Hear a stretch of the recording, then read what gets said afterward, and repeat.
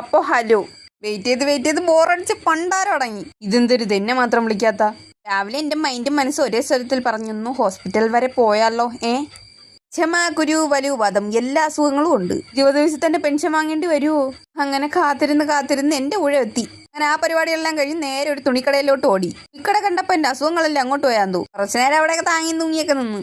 എന്നാത്ത ചതനം, ചിരിക്കൂലേ? ഇരിക്കാത്ത പ്രതിമയെ വിളിച്ചോണ്ട് വാ ചായ കുടിക്കാന്ന് പറഞ്ഞ് പോയതാ. ഹായ് സുഭാഷ് നല്ല ഓഞ്ഞ കടി. ഓ ഭാഗ്യത്തിന് പല്ലളവിയില്ല. ഇന്ന് നേരെ വീട്ടിലോട്ടാണ് പോയത്. വീട്ടിൽ പോയ പ്രധാന ലക്ഷ്യം എന്ന് പറയുമ്പോൾ അവിടെ കുറച്ച് ചെടി വാങ്ങുക എന്നുള്ളതായിരുന്നു. ഇതുപോലെ അവനെ കണ്ട ഇവനെൻ്റെ മുറച്ചെറുക്കൻ. ചീസ് മൈ മരുമകൾ. പിന്നെ കുറച്ച് കാടും പടലും കുറച്ച് ചെടി പടലങ്ങളുമായിട്ട് ഞാൻ നേരെ വീട്ടിലോട്ട് പോവുകയാണ്. വീട്ടിലെത്തിയപ്പോഴാണ് ഒന്ന് സമാധാനമായത്. വീട്ടിലെത്തിക്കഴിഞ്ഞാൽ എനിക്ക് ഏറ്റവും ഇഷ്ടമല്ലാത്ത പരിപാടിയാണ് അവിടുത്തെ ഈ തോട് ചാടുക എന്നുള്ളത്. കാല് നനയ്ക്കേണ്ടെന്ന് വിചാരിച്ചാൽ നനഞ്ഞു പോവും. നേരെ വീട്ടിലെത്തി ഒന്ന് കിടക്കാന്ന് പറഞ്ഞ് ചെന്നപ്പോഴത് കാണാം വീട്ടിന്റെ താക്കോല് കാണാനില്ല. വാവ്, നോക്കി ലാസ്റ്റ് താക്കോല് കിട്ടി.